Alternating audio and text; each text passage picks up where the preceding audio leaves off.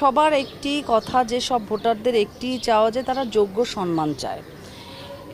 তারা বলেছে যে অতীতে যখন তারা এফডিসিতে এসেছে তাদের চেয়ার দেওয়া হয়নি, তাদের বসতে দেওয়া হয়নি এবং ঠিকমতো কথা বলাও হয়নি। হ্যাঁ, যখন মানে বিগত যারা ছিল, তো আমি ইনশিওর করতে চাই যে এইসব ভোটারদের যে চাওয়া পাওয়া, এদের চাওয়া পাওয়া তো খুব বেশি না, ছোট ছোট চাওয়া পাওয়া, এই চাওয়া পাওয়াগুলি আমি পূরণ করার চেষ্টা করব।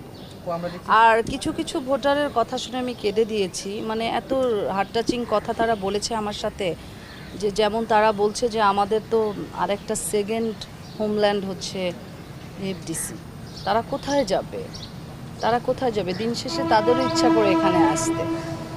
সো একেবারে আমি বলবো যে মাঠ পর্যায়ে ভোটারদের সাথে আমি কথা বলেছি।